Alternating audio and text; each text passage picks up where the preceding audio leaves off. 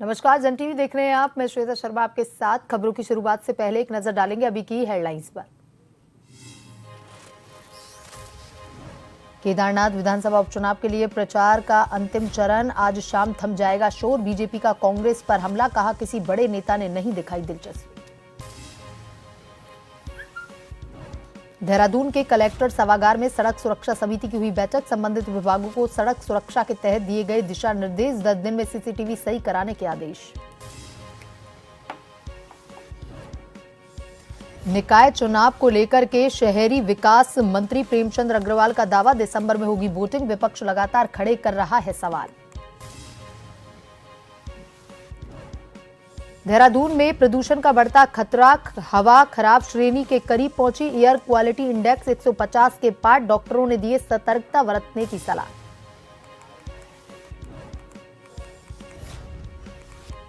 वहीं उत्तराखंड में करवट लेने लगा है मौसम। तापमान में आई गिरावट। हरिद्वार और उधम सिंह नगर में छाया कोहरा। पश्चिमी हवाओं से बारिश की संभावना।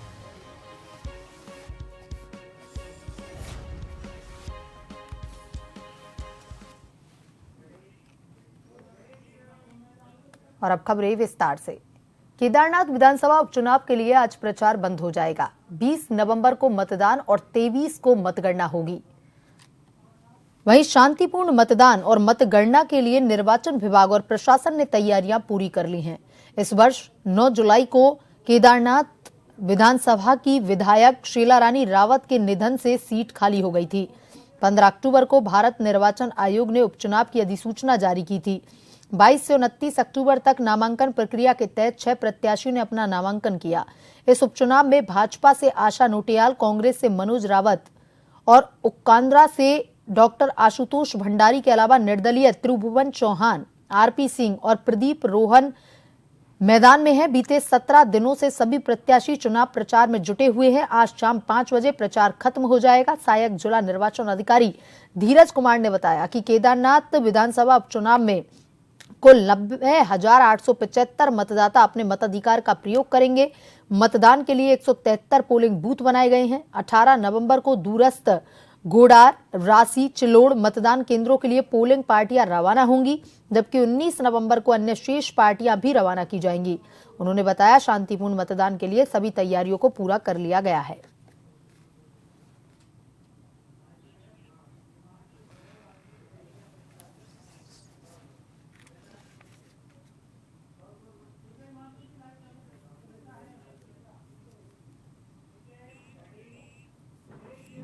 और इसी खबर पर ज्यादा जानकारी के साथ हमारे संवाददाता हिमांशु बरमौला हमसे लाइव जुड़ चुके हैं।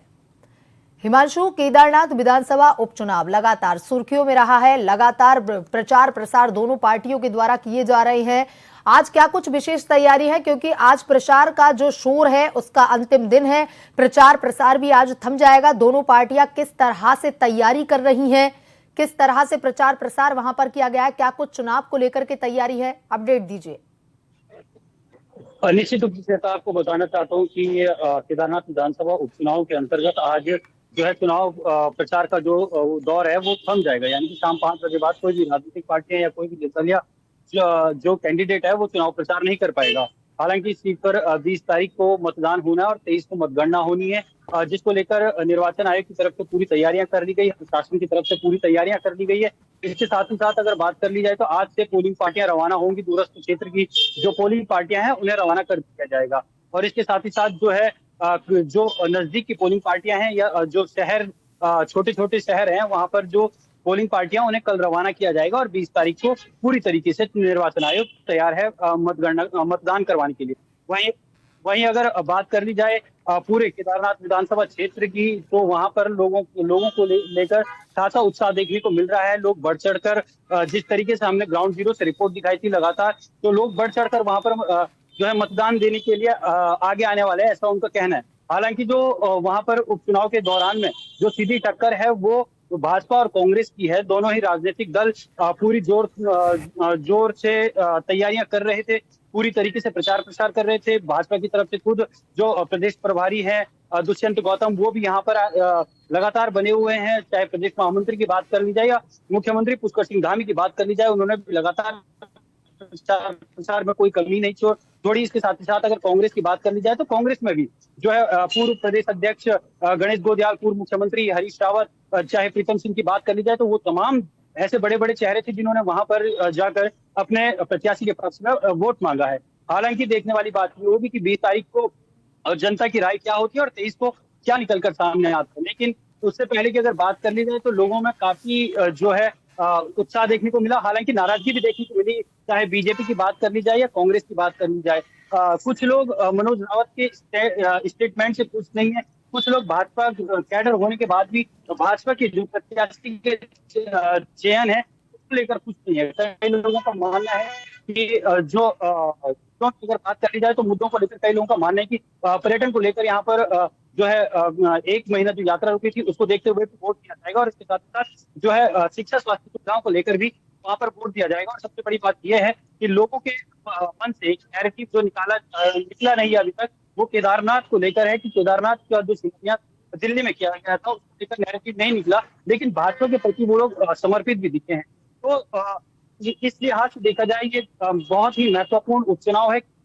बीजेपी की ओर से खास तरीके से बात की जाए, क्योंकि बीजेपी अयोध्या लोकसभा सीट जब चुनाव हुए थे वो हारी, इसके बाद बद्रीनाथ में उपचुनाव हुए वो हारी, अब केदारनाथ की बारी है। और ये सिर्फ भाजपा के लिए दांव एक तरीके से प्रतिष्ठा का सवाल नहीं है, ये प्रधानमंत्री नरेंद्र मोदी के लिए भी एक तरीके से उनकी प्रतिष्ठा पर भी सवाल खड़े करेगा अगर यहाँ से नहीं।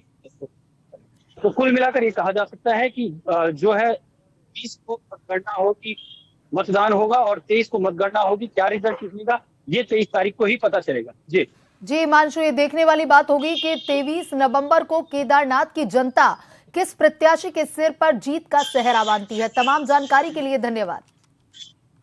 केदारनाथ विधानसभा उपचुनाव के लिए प्रचार अब अपने अंतिम चरण में है। भाजपा कांग्रेस के तमाम नेता पूरी ताकत के साथ केदारनाथ को जिताने के लिए चुनावी मैदान में हैं। वहीं भाजपा प्रदेश मीडिया प्रभारी मनवीर सिंह चौहान ने कांग्रेस पर आरोप लगाते हुए कहा कि कांग्रेस में प्रदेश अध्यक्ष के मनपसंद उम्मीदवार को टिकट न मिलने के बाद कांग्रेस में गुटबाजी खुलकर सामने आ रही है। चुनाव प्रचार में कांग्रेस प्रदेश अध्यक्ष समेत कोई भी बड़ा नेता खास दिलचस्पी नहीं ले रहा है, जबकि कांग्रेस के पास 20 विधायक और उनके तमाम बड़े नेता हैं। ऐसे में कांग्रेस में केवल गणेश गोदियाल और हरीश रावत ही चुनाव प्रचार में अपनी ताकत झोंक रहे हैं। अपनी सामने दिखाई दे रहे हैं गणेश गोदियाल जी और एक हरीश रावत जी।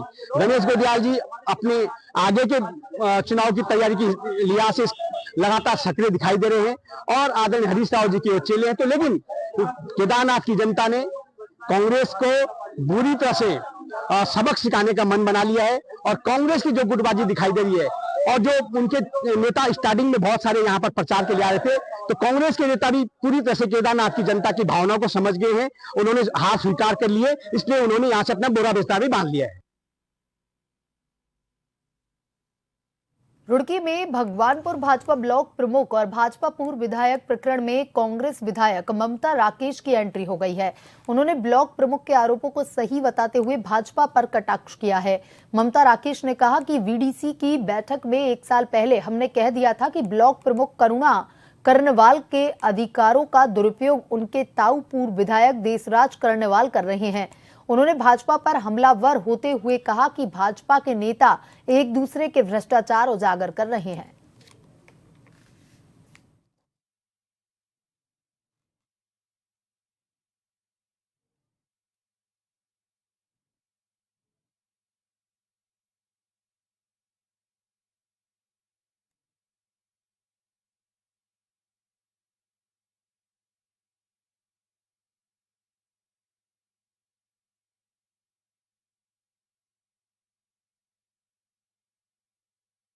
ये ब्लॉक प्रमुख तो अब आरोप लगा रही है और हमने पिछले वर्ष बीडीसी की बैठक हुई थी अप्रैल में, जब ये आरोप मीटिंग के दौरान लगे थे और खुले आरोप थे, बल्कि उस सभा का आयोजन बीडीसी की बैठक का संचालन खुद ब्लॉक प्रमुख के ताऊ देशराज कर्णवाल जी सभा का संचालन कर रहे थे और जिस तरह की उन्होंने बयानबाजी की थी ये सभी मीडिया के साथियों को पता है और उस मीटिंग में स्पष्ट दिख रहा था कि वो ब्लॉक प्रमुख के अधिकारों का दुरुपयोग कर रहे हैं।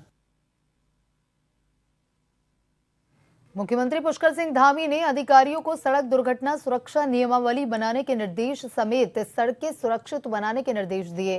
देहरादून के कलेक्टर सभागार में सड़क सुरक्षा समिति की बैठक संपन्न हुई। बैठक में आरटीओ, पुलिस विभाग समेत संबंधित विभागों को सड़क सुरक्षा के तहत दिशा निर्देश दिए गए। बैठक की अध्यक्षता कर रहे जिलाधिकारी सविन बंसल ने बताया कि speed breaker, street light, zebra crossing को दुरुस्त करने और आवश्यक जगहों पर नई व्यवस्था करने के निर्देश दिए हैं। वहीं स्मार्ट सिटी और पुलिस प्रशासन के 1100 से अधिक सीसीटीवी शहर भर में लगे हैं, जिसमें लगभग 40% सीसीटीवी खराब पड़े हैं, जिनको 10 दिन के अंदर सीसीटीवी दुरुस्त करने का टाइमलाइन स्मार्ट सिटी को दिया गया है। उन्होंने कहा कि आम जनता के लिए सड़क सुरक्षित रखना प्रशासन की प्राथमिकता है, जिसको लेकर सभी अधिकारियों को निर्देश दिए गए हैं।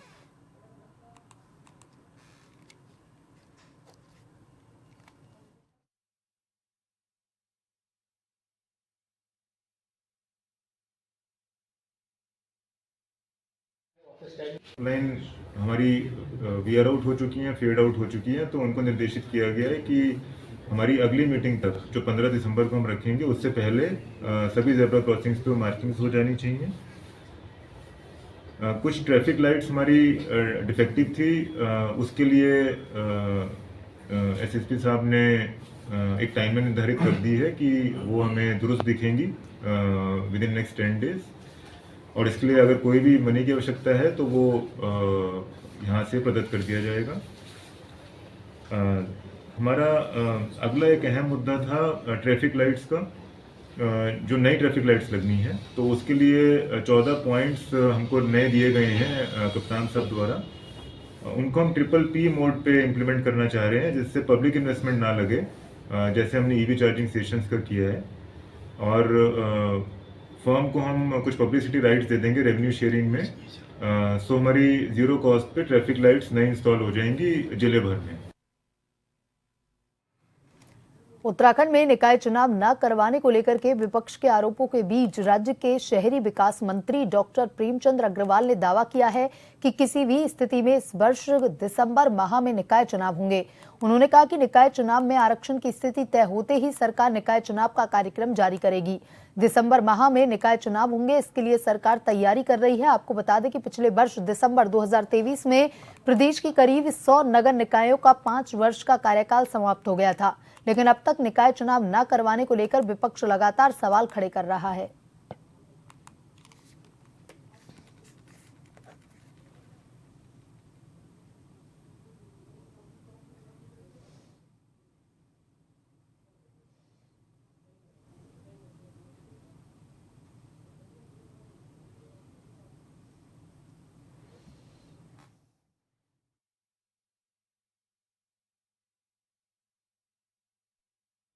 मेरा ये मानना है कि जो निकाय चुनाव है उससे पहले सिर्फ एक स्टेप पीछे हम लोग, वो है आरक्षण।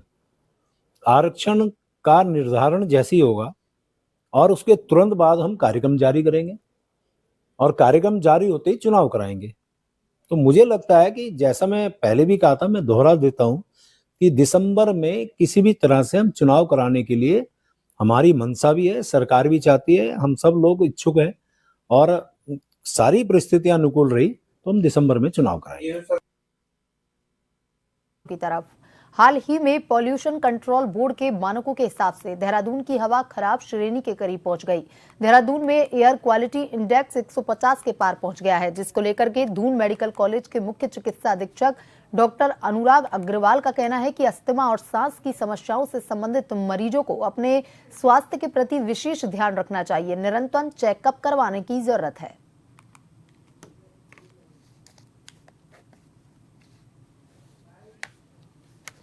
आप देखेंगे तो देहरादून हमारा एक बढ़ता हुआ सिटी है, तो ऐसे में कंस्ट्रक्शन भी बहुत हो रहा है, थोड़ा ठंडा मौसम भी शुरू हो चुका है। वीकेंड पर वेहिकुलर मूवमेंट बहुत ज़्यादा बढ़ जाता है यहाँ पर्यटक स्थल होने के नाते, और साथ में दिवाली का मौसम भी था, थोड़ा पटाखे वगैरह का पोल्यूशन। तो ये 4-5 कारक हैं जिसकी वजह से बहुत तेज़ी से पोल्यूशन बढ़ा है, उम्मीद करते हैं कि आगे मौसम साफ़ होने पर ये पोल्यूशन भी कम होता जाएगा। लेकिन इस बीच में जो हमारे सांस के पुराने मरीज होते हैं, जैसे कि दमा और COPD के मरीज़ हैं, या दिल फेल होने वाले मरीज़ हैं, या जिनका गुर्दा फेल है, वो ऐसे मरीज़ हैं जो मतलब पुराने क्रॉनिक बीमारियों वाले मरीज़ हैं, उसमें इनका खतरा बहुत ज़्यादा होता है। भू बैकुंठ नगरी बद्रीनाथ धाम के कपाट अब 6 माह के लिए शीतकालीन हेतु बंद हो चुके हैं। आपको बता दें कि बद्रीनाथ धाम के कपाट रविवार रात्रि 9:07 पर विधि विधान अनुसार बंद कर दिए गए हैं और इसी कड़ी में बद्रीनाथ धाम में 20,000 से अधिक तीर्थयात्री कपाट बंद होने के गवाह बने। आपको यह भी बता दें कि इस बार बद्रीनाथ धाम को हजारों क्विंटल गेंदा के फूलों से सजाया गया, जिस कारण नारायण धाम और भी बेहद खूबसूरत दिखाई दे रहा था। बताते चले कि 18 नवंबर यानी कि आज देवडोलियां योग बद्री पांडुकेश्वर तथा जोशी मठ के नरसिंह बद्री में प्रस्थान करेंगी। बता दें कि अब शीतकालीन पूजाएं योग बद्री पांडुकेश्वर तथा जोशी मठ के नरसिंह बद्री में शुरू हो जाएंगी।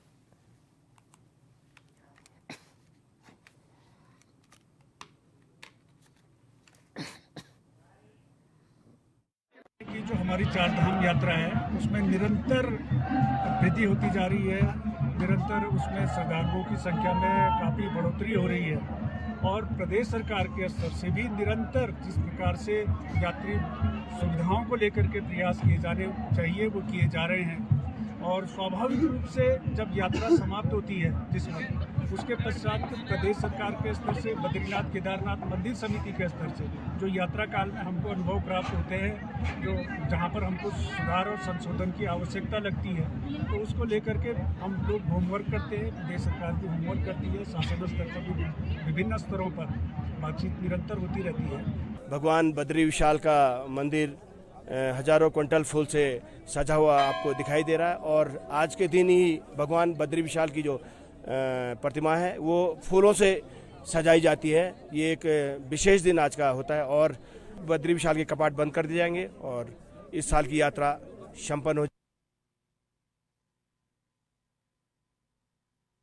लोहाघाट नगर की यातायात व्यवस्था सुधार हेतु एसपी चंपावत अजय गणपति के निर्देश में रविवार को SHO लोहाघाट अशोक कुमार सिंह ने नगर के व्यापारियों, टैक्सी संचालकों, जनप्रतिनिधियों के साथ लोहाघाट में बैठक की।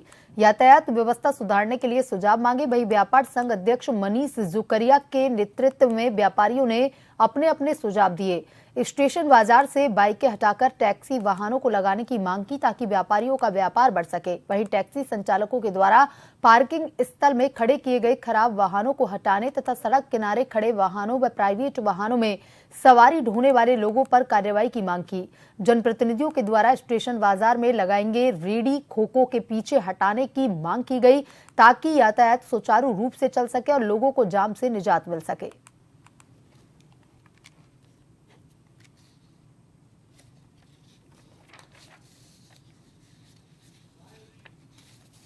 कि जितने भी जो टैक्सी स्टैंड वाले हैं अलग अलग रूटों के हैं, पहले तो उनको ये बताया गया है कि वो अपने हर एक टैक्सी पे उस रूट का एक नंबर निश्चित कर लेंगे तो वो लगवाएंगे।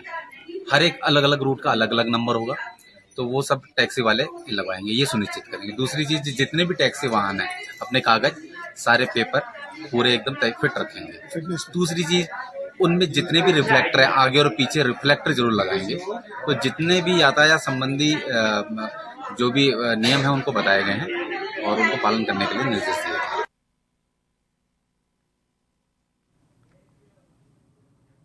रुद्रपुर कोतवाली पुलिस ने हनी ट्रैप के मामले में खुलासा किया। पुलिस ने आरोपी महिला समेत उसके साथी को गिरफ्तार किया। पुलिस ने काशीपुर निवासी सतनाम सिंह की तहरीर के आधार पर हनी ट्रैप का मुकदमा दर्ज किया। चाकू की नोक पर उसके भी कपड़े उतरवाकर उसकी वीडियो क्लिपिंग बनाई थी। इस दौरान महिला के 3 अन्य साथी मौके पर पहुंच गए थे और सतनाम सिंह के साथ जमकर मारपीट की थी। एक साथी ने खुद को हाईकोर्ट का वकील, दूसरे ने बिलासपुर का ग्राम प्रधान, तीसरे ने खुद को एंटी ह्यूमन ट्रैफिकिंग टीम का कर्मचारी बताया। उससे 3,65,000 रुपए की नकदी भी ठग ली। पुलिस ने महिला गौरी वर्मा उप दमयंती वर्मा निवासी पंत कॉलोनी किक्षा और उसके साथी अजय गुप्ता निवासी रमपुरा वार्ड नंबर 21 रुद्रपुर को गिरफ्तार किया। एसएसपी मणिकांत मिश्रा ने बताया कि हनी ट्रैप में 2 आरोपियों को गिरफ्तार किया गया है। फरार आरोपियों की तलाश की जा रही है।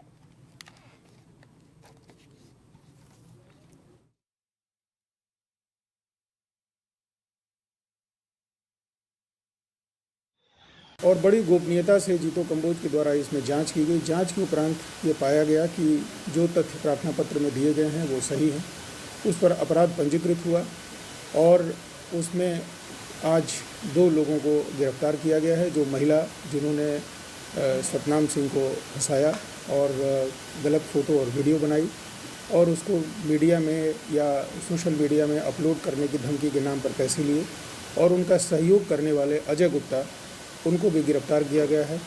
एक व्यक्ति और विवेक वो गिरफ्तार होना शेष है, जल्दी उसे गिरफ्तार किया जाएगा। राजधानी देहरादून के नगर निगम का आज कांग्रेस घेराव करेगी। कांग्रेस ने निवर्तमान मेयर पर करीब 100 करोड़ के घोटाले का आरोप लगाया। वहीं कांग्रेस के नगर निगम के घेराव को लेकर भाजपा ने कहा कि पहले कांग्रेस को अपने गिरेबान में झांकना चाहिए और अपने घोटालों को जनता के सामने लाना चाहिए।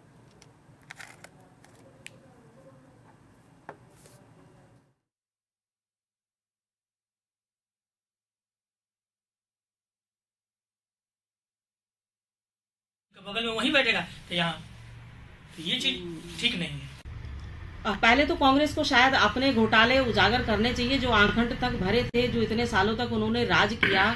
चाहे इस प्रदेश की बात अगर हम करें, यहाँ पर भी उन्होंने घोटाले किए, और केंद्र की बात करें तो वहां पर भी घोटाले किए। तो सबसे पहले उनको अपना पर्दाफाश करना चाहिए कि उन्होंने जो जो घोटाले करे थे उनके लिए जनता से वो माफी मांगने का काम करें।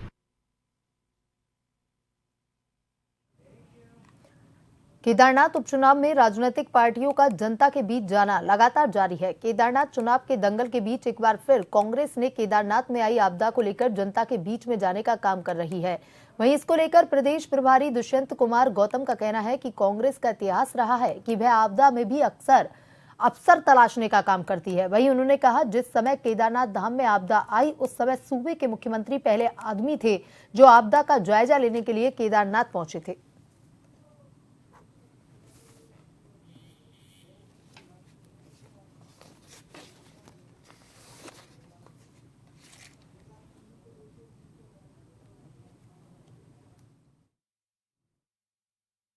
जो आपदा थी उन्होंने किस प्रकार से काम किया, ताकि अगर वो बात करें, कांग्रेसी लोग बात करें तो बड़ा दुर्भाग्यपूर्ण लगता है। आपदा उनके समय पे जो आपदा थी उन्होंने किस प्रकार से काम किया, वहां की जनता भूली नहीं है। और लगातार प्रधानमंत्री के आवागमन के बाद केदारनाथ के अंदर जिस प्रकार से विकास हुआ है, वहां की जनता उसको स्वीकार करती है। लेकिन कांग्रेस को आदत बन गई है, पहले भी कह रहे थे एक बार बीजेपी, एक बार कांग्रेस, एक बार बीजेपी, लेकिन जनता ने कहा नहीं बीजेपी अच्छी है, बीजेपी भी मोहर लगानी है। आज भी वही सोचकर बैठे हुए हैं वो कि हम तो बैठे बैठाए जीत जाएंगे। लेकिन राजनीतिक क्षेत्र में सेवा परमो धर्म है, सेवा ही वाले लोग जीते हैं। और बुलेटिन में अभी तक के लिए इतना ही। बने रहिए जन टीवी के साथ। नमस्कार।